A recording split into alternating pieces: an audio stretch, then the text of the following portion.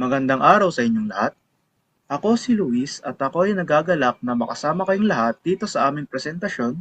Kami ang Group 3 at kasama ko ang aking mga miyembro na sina Rosel Francine Bandavia, Liarcy Kaisip, Earl Vincent Cruz, Gabriel Dicena, Medardo Dilig Jr., Shania Bianca Gozum, Loren Jessica Hardolin, Amber Aubrey Nabal at si Andre Charles Reyes.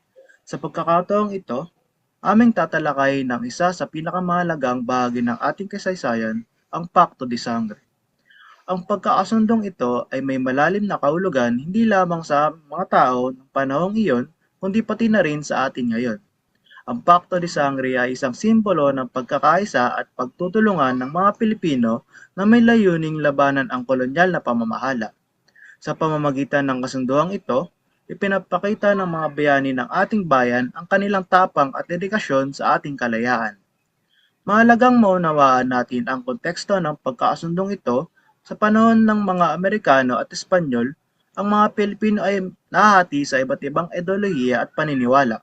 Ngunit sa kabila ng mga pagkakaibang ito, nagkaisa sila sa isang layunin, ang makamit ang kalayaan para sa kanilang bayan. Ang Pacto de Sangre ay nagsilbing tulay upang maipahayag ang kanilang hangarin at ipaglaban ang kanilang mga karapatan.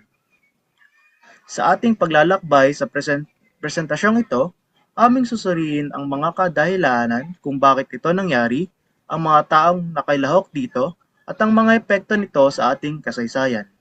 Hindi lamang ito isang kasunduan. Ito ay isang mahalagang bahagi ng ating pagkatao bilang mga Pilipino. Ang mga aral na makukuha natin mula sa Pacto de Sangre ay nagbibigay liwanag sa ating kasalukuyan at nag-aanyaya sa atin na magpatuloy sa pakikipaglaban para sa ating mga karapatan at kaliyahan.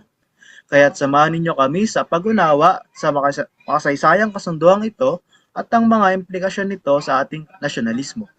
Ang bawat isa sa atin ay may papel na ginagampanan sa pagbuo ng ating bansa at pagkilala sa mga ganitong kasaysayan ay mahalaga upang tayo ay maging mas matatag at nagkakaisa. Maraming salamat at ipapasa ko na ang pagkakataon kay Shania upang ipagpatuloy ang aming talakayin. The Pacto de Sangre or Blood Compact was a traditional Filipino rite in which leaders combined their blood into a shared drink to symbolize a vow of friendship and alliance. Rajas de Catuna and Spanish adventurer Miguel Lopez de Legazpi had a notable encounter in 1565. Although the action represented mutual respect and cooperation, it signaled the beginning of a relationship that would eventually be dominated by Spanish colonization. By the late 1800s, Filipino thinkers known as Ilustrados had begun to rewrite their history. They saw pre-Hispanic eras as a lost golden age, interrupted by Spanish conquest. The revolutionary leader, Andres Bonifacio, went farther, claiming that the betrayal began with the Pacto de Sangre, rendering Spain's sovereignty of the Philippines illegitimate and justifying rebellion. In essence, the Pacto de Sangre has come to represent a historic moment, a pledge of cooperation that resulted in centuries of colonization, molding Philippine history in the War for Independence. Legazpi Alliance, an historical event that happened on March 16th of 1565, also known as the Blood Compact or Sanduguan, in which the Spanish explorer Miguel Lopez de Legazpi met the native chieftain Dato Sicatuna of Bohol. During this ritual, leaders from both groups were supposed to open small holes in their arms, mix the blood with red wine, and then drink it as an expression of friendship and mutual respect. This act was important because it established a primary alliance between the Spaniards and the inhabitants of the place, thereby putting down the initial groundwork for Spanish colonization in the Philippines. The act was meant for the promotion of peace, trade, and cultural exchange, but the end result was 100 years of Spanish influence that began with its rule in the country. This has made the Blood Compact an integral part of the timeline in Filipino history, viewed more often than not in a mixed dual sense, whether as a diplomatic gesture or as an event that would in time usher colonization. This event is nevertheless remembered in Philippine culture, notably the Sandugo Festival in Bohol. And now, Let's move on to the El Strado and their perspective on Blood Compact. The Blood Compact held in 1581 was a significant event in Philippine history symbolizing the alliance between Spanish colonizer Raja Sikatun ay Miguel Lopez de Legazpi and Raja Sikatuna of Bohol. The ceremony involved cutting arms and mingling blood as an oath of loyalty and friendship, reflecting Tagalog culture. It marked the first diplomatic engagement between indigenous leaders and Europeans during Spanish colonization.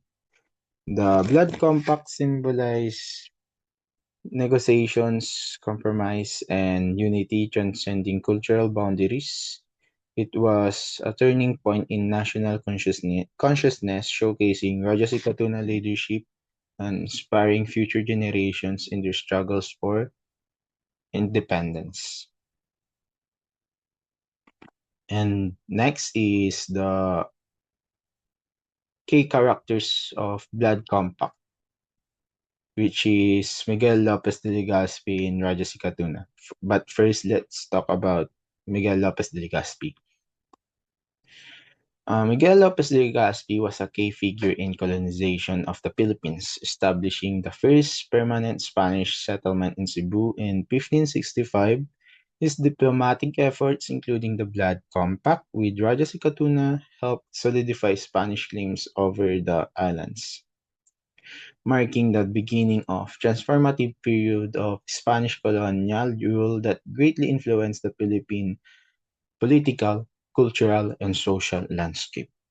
And the next and last is Raja Sikatuna. Raja Sikatuna was a pre-colonial chieftain of Bohol who played a significant role in early interactions between Filipinos and Spanish in 1565. He signed the Blood Compact with Spanish explorer Miguel Lopez de Legazpi, symbolizing a formal alliance. Sikatuna is remembered as a figure of valor and diplomacy, embodying indigenous resistance to colonial encroachment and reflecting the complexities of early Filipino-Spanish relations. And for cultural significance, the Blood Compact is a significant historical event representing a diplomatic gesture of friendship and cooperations between indigenous leaders and Spanish colonizers, despite cultural difference. It symbolized negotiations and compromise, influencing governance and alliance. The act of mingling blood conveys a deep sense of kinship and unity transcending cultural boundaries. And for the relation of sovereignty naman po, for the Ilustrados, the Blood Compact represent a crucial turning point in national consciousness, showcasing Raja Sikatuna as a leader who asserted the dignity of sovereignty of his people. This alliance with Miguel Lopez de Legazpi serve as a reference for future generations in their struggles for independence, reshaping Filipino identity and inspiring movement to reclaim indigenous potential beyond colonial narratives. Antonio de Marcos Sanchez Garay was born on November 29, 1559 in Spain, and was a Spanish official and historian who played a key role in colonial administration during the late 16th and early 17th centuries. Known simply as Antonio de Marco, he began his colonial service upon arriving in the Philippines in 1594. Throughout his career, he held various important positions such as soldier, lawyer, and high-ranking official serving in the Philippines, New Spain, which is now New Mexico, and Peru. Notably, he was the Lieutenant Governor of the Philippines, an oidor or judge in the Audience of Manila, and the President of the Real Audiencia in Peru, where he contributed significantly to colonial governance and legal structures. Morgan's decade-long tenure in the Philippines from 1594 to 1604 was a pivotal time for Spanish colonization. He worked on stabilizing the administration by restoring the Audiencia in Manila, which was crucial for ensuring justice in the colony. After his service in the Philippines, Morga moved to Mexico, where he wrote Successos de las Islas Filipinas in 1609. In the book's introduction, Morga states that his goal was to document the deeds achieved by Spaniards, the discovery, conquest, and conversion of the Filipinas Islands, emphasizing Spain's achievements in discovering, conquering, and converting the islands as key milestones. Successos de las Islas Filipinas, or Events in the Philippine Islands in English, is a historical account by Antonio de Morga, published in 1609. It covers the Spanish conquest and colonization of the Philippines from 1493 to 1603, offering a detailed look at key moments in this period. Book recounts of Ferdinand Magellan's expedition, which introduced the Spanish to the islands, and Miguel Lopez de Legazpi's arrival, which solidified Spain's lasting presence in the Philippines. Morga also discusses the interaction with indigenous people, the spread of Christianity, and the social and economic conditions of the colony. Morga's work is highly regarded for its first-hand observations, as he was both a participant and observer in the events he describes. This unique perspective provides valuable insights into the political, social, and cultural aspects of early Spanish rule, making the book an important resource for understanding the Spanish colonial era in the Philippines. Now that we know about Antonio de Morga at sa kanyang libro, tungo tayo ngayon sa bersyon na ginawa ni Jose Rizal. 280 years later after ma-publish yung libro ni Morga, nabasa ito ni Jose Rizal at siya ay sinasabi na na-intrigue sa laman ng libro. Ang libro ay walang nahalong reliyon o bagay mystical, kundi bagay objective at makotohanan ang laman. Dahil dito, naisip din kasi ni Rizal na may gumawa sana ng history regarding sa Philippines at that time, lalo na sa perspective na hindi galing sa Kastila. Kaya niya naisip din, nagawa ng sariling perspective ng libro dahil ang history na nalagay sa libro ay ang Spanish occupation ng Pilipinas noong 16th century pa, sa mga tradisyon at mga pangyayaring naganap noon. Dahil dito ay napadala si Rizal ng isang liham kay Ferdinand Blumentritt, isang Austrian professor at author na may magawa patungkol sa Philippines at that time. Sinabi ni Rizal na hindi siya sapat na magsulat kundi si Blumentritt, sabagkat kapag si Rizal ang nagsulat ay baka may mga biases bilang Pilipino. Pero si Blumentritt ay may pagiging objective, hindi biased, at mayroon siyang background sa pagsulat patungkol sa Pilipinas. Ngunit, hindi na-persuade si Blumentritt sa liham ni Rizal, kung gayon ay si Rizal na mismo ang nagsulat ng kanyang sariling version ng Philippine history. Napunta siya sa British Museum at tumingin sa mismo sa mga text ng mga sinuong Pilipino na naka-display doon. At kinamit niya rin ang libro ni Morga bilang basis din. Kaya nakaroon ng Rizal's Morga dahil sa sariling panahon ni Rizal at sa kanyang mga annotations sa libro. Nagkaroon din ng perspective of Philippine history, not from the colonizer, but from the colonized. Kahit ginagawa ni Rizal noon ang El Filibusterismo ay siya ay nagsulat ng annotated Morga. Kanyang sinulat at annotate hanggang sa i-publish na ito sana noong August 1888 sa London. Ngunit biglang umatras ang sponsor sa pag-publicate na si Antonio Regidor na isang mayamang Pilipino na na-exile doon. Kaya siya na mismo ang nag-publish sa Paris na may pamagat na Events of the Philippine Islands by Dr. Antonio de Morga, work published in Mexico in the year 1609, newly published and annotated by Jose Rizal and preceded by a prologue by Professor Ferdinand Blumentritt. With that, Rizal's Morga was created by historians to have rewritten Philippine history, and through Rizal's works, he influenced and emphasized the importance for fellow Filipinos to look back at their past and learn from it. Ang mga akta ni Morgan na inilathala noong 1609 ay nagbigay ng isang detalyadong salaysay ng Pilipinas noong panahon ng pananakop ng Espanya. Ang mga anotasyon ni Rizal ay naglalayong iwasto ang mga pagkakamali sa kasaysayan. I-highlight ang mga nagawa bago ang pananakop, itaguyod ang pambansang pagkakakilanlan, at hikayatin ang reformang panlipunan. Sa kanyang mga anotasyon sa Successos de las Islas Filipinas o ang mga pangyayari sa isla ng Pilipinas ni Antonio de Morga, isang pangunahing figure sa kilusang nasyonalista ng Pilipinas. Nakagawa si Jose Rizal ng mga kapansin-pansing kontribusyon sa pag-unawa sa kasaysayan ng Pilipinas. Nagdagdag din ng mga tala si Rizal ng ikadalawang edisyon noong huling bahagi ng 1800s na may layuning sirain ang katotohanan sa kasaysayan, magsulat tungkol sa mga katutubong Pilipino bago ang pananakop ng Espanya, mag-udyok ng pagmamahal sa bayan, at magtaguyod ng pagbabago. Sa paggawa nito, epektibong muling isulat ni Rizal ang kasaysayan ng mga Pilipino at tulungan na umusbong na ang bansa kung magkaroon ng pakaramdam ng pagmamalaki at kalinawagan sa lahat. Maingat niyang nakalista ang mga pagkakamali at bias na nagawa ni Morga habang isinusulat ang kasaysayan ng Pilipinas. At inayos niya ito upang ibigay sa mga mambabasa o Pilipino ang katotohanan. Sa pamamagitan ng pagtanggal ng mga ganitong kawalan ng katumpakan o tama, nilalayon ni Rizal na hamunin ang mga strukturang kolonyal kung saan karaniwan nakikita ang tradisyon at kasaysayan ng mga Pilipino bilang mas mababa o maling kinakatawan.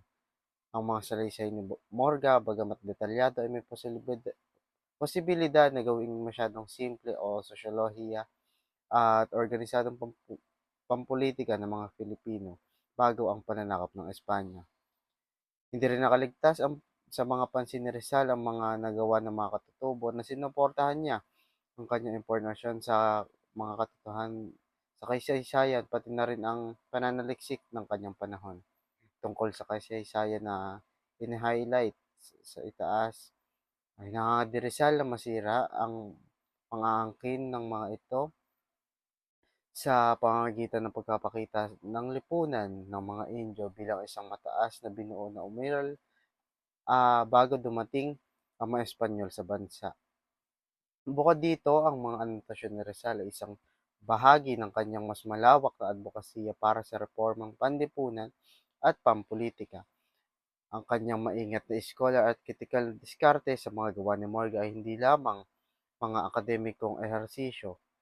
Sila ay strategic na nagsisikap upang pukawin ang pag-iisip at talakayan tungkol sa estado ng lipunan sa Pilipinas at kaugnayan nito sa mga otoridad sa kolonial. Sa buod, ang mga anotasyon ni Jose Rizal sa Successos de las Islas Filipinas ni Antonio de Morga ay kumakatawan sa isang mahalagang sandali sa pagbawi at muling pagbibigay kahulugan sa kasaysayan ng Pilipinas. Why is it not read as much? The book itself, being a historical text from the early 17th century, may not be easily accessible to the people. Its specialized content might also limit its readership to academics or those with a strong interest in Philippine history. Rizal's annotation in the original text by Morga are likely written in Spanish, which can be a barrier for many modern readers who may not be fluent in the language. The content might also be too complicated or academic, which could dissuade or discourage casual readers.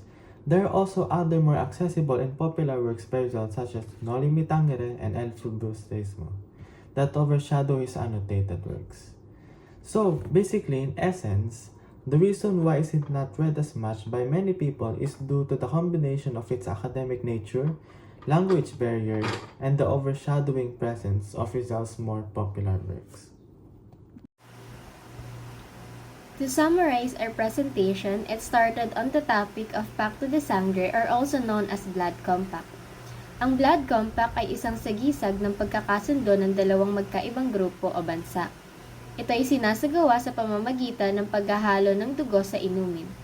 Ito rin ay isa sa mga ritual na ikinonsidera ng mga Pilipino noong unang panahon. Noong March 16, 1565, si Miguel Lopez de Legazpi at Dato Si Catuna ay nagsagawa ng ritual na ito bilang simbolo ng pagkakaisa at pagkakasundo ng magkaibang kultura. Ngunit ito na pala ang simula ng kolonisasyon ng mga Spaniards. Bagamat ang pagkakaisa na ito ay mahalaga sa kultura, ayon sa pananaw ng mga ilustrados, ito ang nagiging dahilan ng pagkawala ng sariling identidad ng mga Pilipino dahil sa kanilang pagiging passive sa mga Kastila. Ang pananaw ng mga ilustrados ay nakita sa pagdaan ng maraming taon. Ang kasaysayan ng pananakop ng mga Kastila sa Pilipinas ay nakalahad sa libro na pinamagatang Successos de las Islas Filipinas ni Antonio Morga. Matapos ang 280 years, ito ay ginawa ng anotasyon ni Jose Rizal sa pamamagitan ng pagtatama ng mga miskonsepsyon at pagkuha ng mga ideya. Ang layunin ni Jose Rizal ay upang maudyok ang pakiramdam ng pagmamahal sa sariling bansa at upang maging intelektual na pagising sa lahat ng Pilipino. Ang ilan sa mga tala sa kaysaysayan na inilimbag ni Antonio Morga ay iwinasto ni Jose Rizal sa kanyang anotasyon sa patnubay ni Professor Ferdinand Blumentritt. Sa dami ng libro na tumatalakay sa naging sitwasyon ng Pilipinas sa ilalim ng pamumuno ng mga Kastila, ang Successos de las Islas Filipinas ang napili ni Jose Rizal dahil sa pagiging objektibo nito, kredibilidad ng may akda, at pagpapakita ng pakikiramay sa mga Pilipino.